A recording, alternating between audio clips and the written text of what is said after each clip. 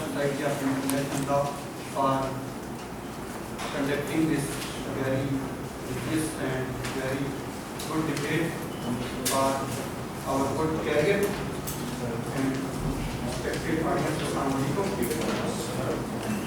In the changing geopolitical scenario of contemporary era, the world is facing new and diverse security threats, looming nuclear wars, cyber attacks, terrorist insurgencies.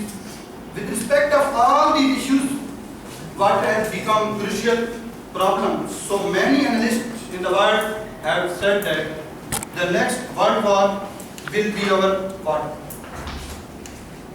In a world burdening of population and faced by declining water resources, water is likely to trigger conflict. For India and Pakistan, water is a serious issue.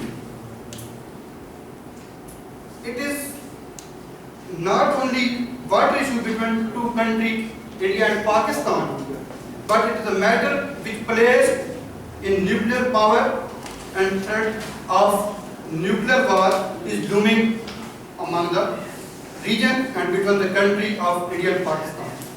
For India and Pakistan, we should take serious steps and measures with diplomatic way and negotiation to terminate the Indus Water Treaty and way forward for the future generation to division and resources of the water. The water of the Indus, the waters of the Indus River basin were a major source of contention between India and Pakistan from independence. Water disputes that broke out between the two states as early as April 1948.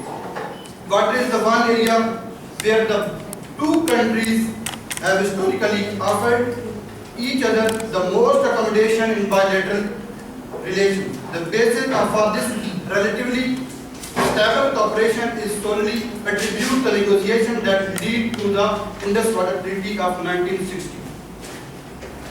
So, when Pakistan established or created in 1947,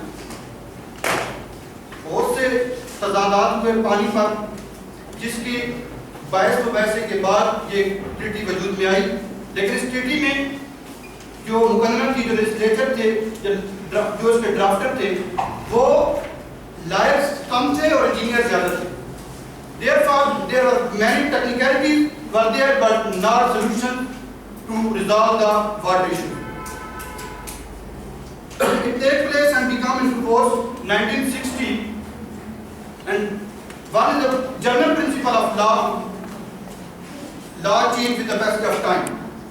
अगर आप कानून को change करते हैं लेकिन हालात को नहीं देखते, और अगर हालात को देखते हैं और कानून चेंज नहीं करते, तो दोनों में तजाद आ जाता है, कंपेटेबिलिटी नहीं रहती, दोनों में कंसिस्टेंसी नहीं रहती।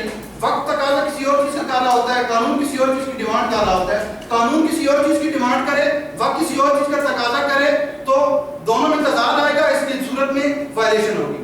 तो 1960 में बनने वाली ट्रीटी जो कि इंजीनियर्स ने बनाई, उसके मुतबादिल आप जो अब 2017 में बैठे हैं, बहुत सी चेंजेस आई, बहुत सी तब्दीलियां रहनुमा हुई, लेकिन उन तब्दीलियों और उन चेंजेस को मद्दे खातर नहीं रखा गया, जिसकी सूरत में अभी बहुत से खदशात बाकी हैं, बहुत से रिजर्वेशन है इंडिया की तरफ से और पाकिस्तान की तरफ से, इसको टर्मिनेट करके नई ट्रीटी वजूद में लाई जाए ताकि हमारा मुस्तकबिल में कोई ऐसा इस इशू पे कंफ्लिक्ट ना हो। क्योंकि पाकिस्तान और इंडिया वो दो ममालिक हैं जिनके दरमियान न्यूक्लियर पावर भी है और वैसे भी रवायती हरीफ के तौर पर जाने जाते हैं। अपने रीजन में 4 जगह हो चुकी हैं, 1948 में, 65 में, 71 में, 1999 में। इसके लिए हमें सीरियस इशू उठाना चाहिए। और फिर पाकिस्तान जो है और इंडिया जो है, इसकी मेजर इकानमी वो एग्रीकल्चर है कि पानी पे बेस करते हैं और पानी के लिए اپنے اکانومی کے لیے یہ پانی کو جنگ بھی کر سکتے ہیں. تو اس کی حل کے لیے ہمیں ایسے اقدامات ہونے چاہیے جو کہ اپلیکیبل بھی ہوں اور پریکٹیکیبل بھی ہوں. تو ایک لوپ ہول جو چھوڑا گیا اس ٹریٹی میں وہ یہ تھا، آرٹیکل 4 سب کلاس 8 اس کی بتاتی ہے کہ no limitation is given for storage of water on any country. The use of the natural channels of the rivers for the discharge of flood or other excess water shall be free and not subject to limitation by either party. Or neither party shall have any claim against the other in respect of any damages caused by such use. اگر ایک country کو پانی store کر لیتی ہے اور وہ موسم برسات میں مونسون میں وہ پانی جب اکثر سے زیادہ ہوتا ہے وہ کھولتی ہے، دوسری کنٹری کو فلڈ کے خدشات ہوتے ہیں. تو اس میں یہ لوپ ہول رہ گیا آرٹیکل 4 سب کلاس 8 میں. کوئی لمیٹیشن، کوئی ریسٹرکشن، کوئی کنڈیشن کسی کنٹری پہ نہیں لگائی گئی کہ آپ اس صورت میں پانی سٹور کریں گے اور اس صورت میں پانی ڈسچارج کریں گے. بہت سی چینجنگ آئی، پاپولیشن کی چینجنگ آئی تو 1960 سے آج تک. دوسری کلائمیٹ چینجز جس کی وجہ سے جو پانی ہم حاصل کر رہے ہیں گلیشیئر سے، تو وہ پانی کی رفتار، وہ پانی بہت کم آ رہا ہے اب کلائمیٹ چینج کی وجہ سے. اس کے لیے اسٹیپس، اس کے لیے کنٹمپریری سلوشن جو ہے وہ نہیں دیے گئے اس ٹریٹی میں. پھر اگر ٹرمینیشن پہ بات کی جائے تو ٹرمینیشن بہت سے ممالک نے کی ہے اور جو یہ ٹریٹی ہے اس کا آرٹیکل 12 سب کلاس 4 یہ کہتا ہے between two countries, India and Pakistan, they can terminate with the negotiation. So کوئی اتنا مسئلہ نہیں ہے ٹرمینیٹ کرنے پہ اگر دونوں کنٹریز راضی ہیں. اور پریمبل میں یہ بات کی گئی ہے کہ دونوں کنٹریز اپنی میوچل کنسنٹ سے اور میوچل کوآپریشن سے کوئی بھی قدم اٹھا سکتے ہیں. تو ٹرمینیٹ کرنا وقت کی ضرورت ہے، واقعی تقاضوں کی ضرورت ہے اور جو بدلتے ہوئے حالات ہیں ان کی ضرورت ہے. پھر انٹرنیشنل لا کے ایک میگزم ہے کسٹمری انٹرنیشنل لا کا. Gradual purpose 6 standibus is a clause in international conventions that provide for the unenforceability of a treaty due to fundamental changes in circumstances. The doctrine is one of the oldest norms of customary international law. A variant of this doctrine is codified in Article 62 of the Vienna Convention on the Law of Treaties. It is commonly codified as a provision in individual treaties. اگر کوئی بنیادی basics اور primary changes آتی ہیں حالات میں تو treaty جو ہے اس کو ٹرمینیٹ کیا جا سکتا ہے، اس کو چینج کیا جا سکتا ہے، اس کی انفورسبلٹی باقی نہیں رہتی.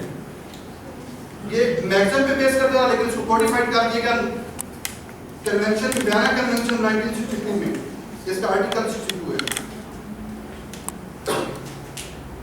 Part 5 Vienna convention on law of treaties یہ کہتا ہے کہ inavailability, invalidity, termination and suspension of the operation of treaty sets out exception to the general rule pacta servanda. General rule یہ ہے کہ جب آپ کوئی ٹریٹی بناتے ہیں تو اس کو انفورس کریں گے، اس کو اپلیکیبل، اس کی اپلیکیبلٹی اور آپ کی اوبلیگیشنز ہیں. لیکن دوسری طرف ایکسیپشن یہ کریٹ کی گئی 62 میں، اگر سرکمسٹانسز میں چینجنگ آتی ہے تو آپ اس کو ٹرمینیٹ کر سکتے ہیں، اس کو وائڈ کرا دے سکتے ہیں. Termination of suspension of the operation of a treaty as a consequence of its breach. Article 60 of Vienna convention of law treaty, اگر کسی پارٹی کی طرف سے بریچ ہوتی ہے کوئی کنڈیشن، کوئی کلاس، کوئی پروویژن اس ٹریٹی کی، تو اس کو ٹرمینیٹ کیا جا سکتا ہے اور اس کو سسپینشن کی جا سکتا ہے. تو اس صورت میں Pakistan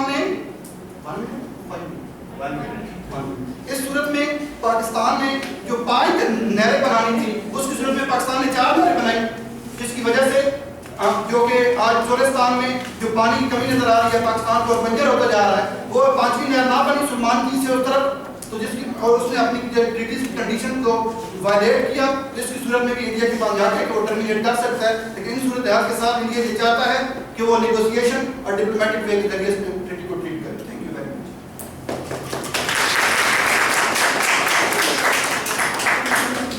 Thank you very much, Mohammad Azizullah Shah. Maruf sir, Khalid, please.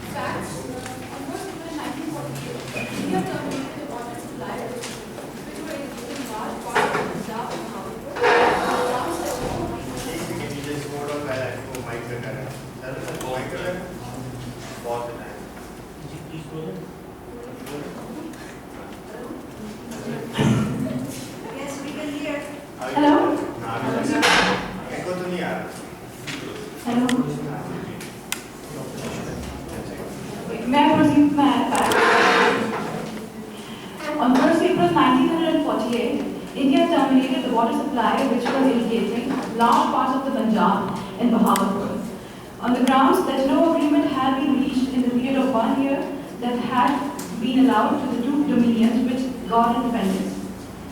The water supply was resumed subsequently, but India insisted that through Indian territory, and that if Pakistan wanted uninterrupted supply of those rivers, it will have to pay for maintaining the network. India's state of East Punjab and had proprietary rights over the rivers which were flowing. This was a position that was unacceptable to Pakistan, so the problem remained unresolved. But India did subsequently agree to resume the supply of water. In 1951, the World Bank got involved, and there were 7 to 8 years of which intense negotiations which were brokered by World Bank, which eventually led to signing of Indus Water Treaty. Indus Water Treaty is a water sharing arrangement signed by the then Indian Prime Minister Jawaharlal Nehru and the then President of Pakistan Ayub Khan on September 19, 1916 in Karachi. It is in a sense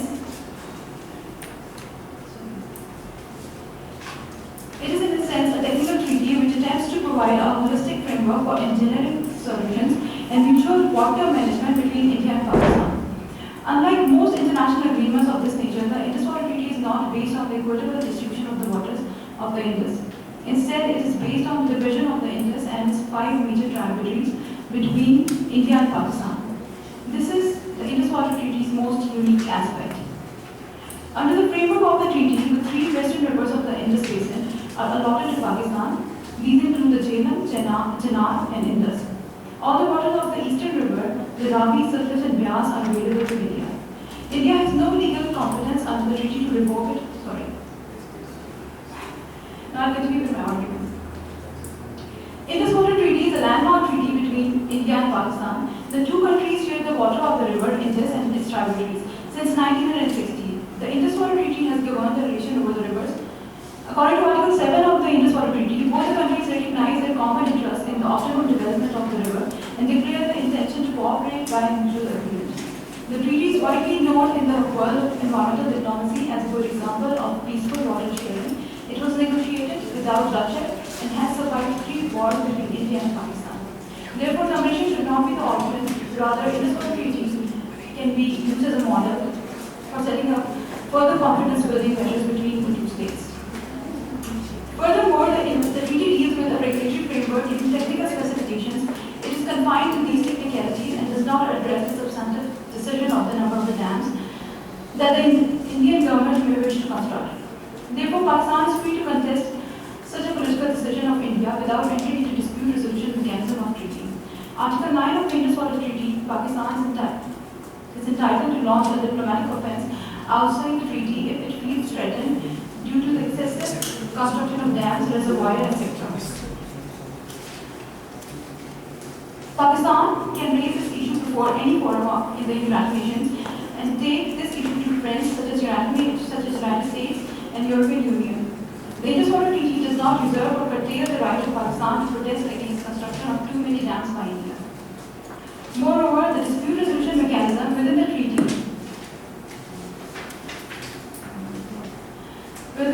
is effective as although Pakistan argues that the design of the Buckingham Dam was in the violation of the Indus Water Treaty. The neutral expert ruled that the light storage was different from the manipulable storage. This shows that the requirement of both parties can be fulfilled with the Indus Water Treaty, as India got to build its dam for the power generation while uninterrupted supply of the share of Pakistan's water was also ensured. Even if the treaty is of an indefinite duration and was never intended to be time specific or even specific, there was a change in regime or government does not affect the status of the treaty. Because treaties are not regime specific, rather they are state specific. Therefore, the Indus Water Treaty will not expire with regime change. It is binding on both states and offer no exit provision. Walking away from the treaty is in effect its breach. Furthermore, to address the grievances, there is an arbitration clause in the Indus Water Treaty. It is Article 9 and it says F and G, which contain detailed procedures about the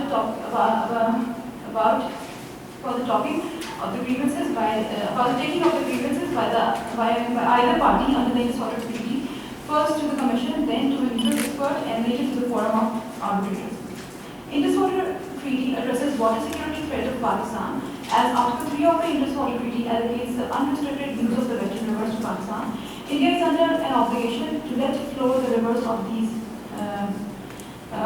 let flow the waters of these rivers, and is not permitted any interference with these waters except for certain limited uses. These uses consist of diplomatic use, non-consumption use, agricultural use, and generation of hydroelectric power. These uses are regulated and restricted unconsiderable detail by annexes C, D, and E of the treaty.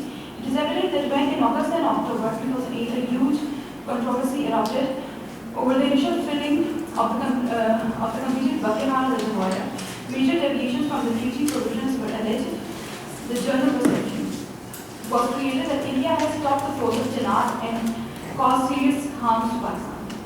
The decision by the neutral expert in Buckingham utilized this protection through a reinterpretation of Indus Water Treaty and allowed India to draw water out of the dam at levels lower than those specified in the treaty. However, climate-based water scarcity threats are not addressed by the Indus Water Treaty, but India's responsibility comes under the general framework of international law that calls on the upper riparian state to take the necessary measures to minimize water scarcity. Moreover, the evolving rules of international law may be utilized in interpreting the Indus Water Treaty.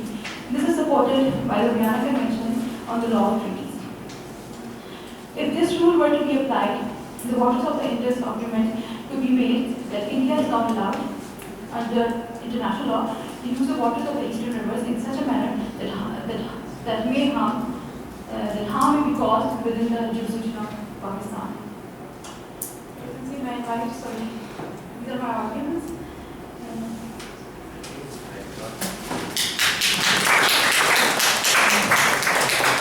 Thank you, Madam. Then I call Saad Farooq.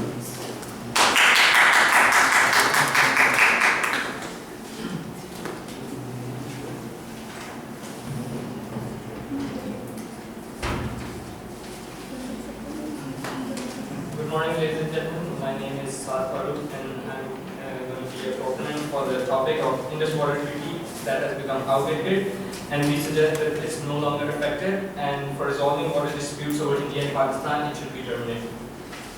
So, coming to some points mentioned by my colleague and fellow debater, she said that there's a equal distribution decided in the treaty between India and Pakistan. I would like to suggest that there are some facts that state that Pakistan uses 80% of the water that comes from all of those rivers, whereas India uses only 19.4%. I agree that it also includes some water that goes into seawater in the Arabian Sea, so it flows through it. But these are some of the issues that Pakistan needs to address as water management issues, because there's a lot of water that is being wasted by it, and it has caused a lot of other environmental issues. And the water wasted is not the responsibility of India, but it goes to Pakistan. Pakistan needs to have some water management issues. It needs to create reservoirs to save water so that it can use it adequately.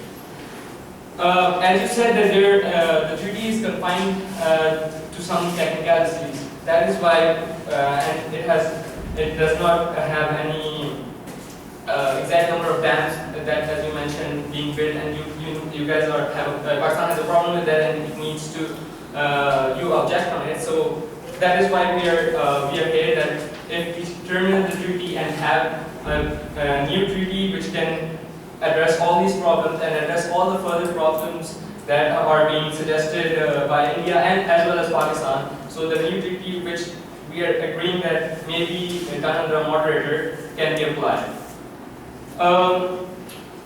One other issue is that from the start, this problem of building of dams by India has been done from a very long time, but this problem has started very recently, that Pakistan has started objecting. I agree that the number of dams now being built are much more than what they were before, but if this is a big issue for us, I think you guys also agree that the treaty is outdated and we need to change it, and we think that we must terminate it first and then come together and sign a new treaty under some basic laws, international laws. Another point I would like to present some new points, that the treaty also has some flaws, that it does not contain any provision for flood control, infrastructure and warning systems, which Pakistan opposes, that if India builds more land, it could be a national security threat to Pakistan. But we suggest that if these problems exist, we can come again.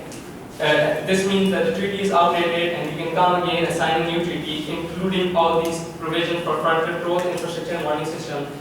Another problem is that, as it is mentioned, that as an upper riparian, we are under international law, we cannot stop the water flow, and we would have other implications. But it's also another international law that as a lower riparian, the country as a lower riparian country, the country must enforce water management issues so that the water is not being wasted. So as international law of reciprocity, a pure common interest, as in this water is a pure common interest, we should, as a law of reciprocity, we are saying that we might block the water because as you are also not following international law, we as a reciprocity we might also not do that. Another issue is that the dams that are being built in Kashmir, some of the problems are also being faced by the Kashmiris, and they are protesting on some level. And we suggest that our dams that will be built in Kashmir would help the Kashmiri people, and it would help in their development, provide electricity, as well as a huge amount of job opportunities. The current Indus Water Treaty is also not benefiting Pakistan at the most. It does not assist in risk of extreme weather events for Pakistan as well as India, and there is no disaster risk management issues, as Pakistan and India both face a lot of flood problems, and this is a big issue financially as well as for the people of the countries. Another issue, as mentioned by the previous proponent, he mentioned that Pakistan also did not build the fifth stream, and this is not the only problem Pakistan has faced. Also, the Kalabag dam that was started in 2004 has yet not been built, and so if you are saying that it's an issue of national security, while your one dam has yet not been built, you have to have been building like many reservoirs to control the water that might come from the Indian dams after, whether we stop it or not. And under, I would like to reinstate the Article 62 of Vienna Convention on the Law of Treaties that states that under, I don't know how to pronounce it, but I think it's Clausa Rebus 6 Centibus, an international doctrine that says that a treaty can be inapplicable under fundamental change in circumstances, and our treaty does not account for any fundamental changes like earthquake, nuclear war, or other big issues that might not be fundamental but global warming or natural disaster management. Pakistan, I believe that Pakistan, instead of going in this unending, we also believe that Pakistan, instead of going in an unending and costly international arbitration, instead should choose a middle path, and we are agreeing that let's have a moderator. So under neutral experts, we can discuss this issue due to the changes of Article 7, which, as stated in the Indus Water Treaty, under Article 7, which says consultations and research can be done on behalf of both countries, and which is I think the topic is future cooperation that discusses issues and potential on Indus Water Treaty jointly, so that other issues of war can be avoided. An example of this is Hungary and Czechoslovakia that had gone to the International Court of Justice over Hungary's going back on a 1977 treaty pertaining to a construction of a project on the Danube River. Interestingly, the ICJ gave its ruling not on the basis of the terms of 1977 treaty, but on the customary international law of sharing water resources in terms of equitable utilization. Though this means that the dam was not being constructed, but the treaty was neglected. So we are saying we can incorporate all these laws in our new treaty, so that our new treaty only bilaterally, maybe avoiding a third party, can come into can be structured in a way that both of the countries can benefit from it. So these treaties, although Pakistan has already violated the condition of IWP, India believes that Pakistan chose to resolve the issue in the spirit of cooperation and goodwill like preamble, and India is very ready to come to talks under any circumstances with Pakistan, but our first petition is that the treaty should be terminated and a new treaty under some same basic clause can come into account, and we can talk about it and have a treaty that can benefit both countries to the most. Thank you. Thank you, Saad. May I call Sayyid Muhammad Rizwan now?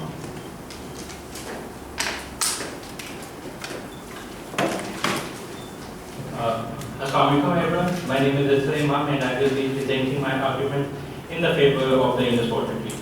So I'll start. The Indus Water Treaty, being a technical treaty with respect to engineering and a legally binding instrument between India and Pakistan, has unfortunately evolved into a political issue, with both sides utilizing the waterways for their own political gain, internationally and domestically. So, as the opposing team has also observed that both India and Pakistan have a long history of animosity between them. They have gone to war, and in recent times, after the nuclearization of South Asia, we have seen that both India and Pakistan have been on the what we term the brinkmanship of nuclear state. So, in light of all these developments, it is very difficult that both India and Pakistan would ever come to a conclusion that would result into the termination, let alone the formulation of a new treaty that governs the waterways between the two countries. So, looking at this from a legal point of view, the Madrid Declaration of 1911 states that regimes of river and lakes, which would translate to pathways of rivers and lakes, could not be altered by one state to the detriment or to the loss of the core riparian without the consent of the others' interference with the utilization of water source band. So even if we look at the international law, without the Indus Water Treaty in place, India has a lot of responsibilities being a upper riparian. Similarly, the Article 2 of the Declaration of Montevideo 1933 points that no state may, without the consent of the other riparian state, introduce into water courses of an international character for industrial or agricultural exploitation of their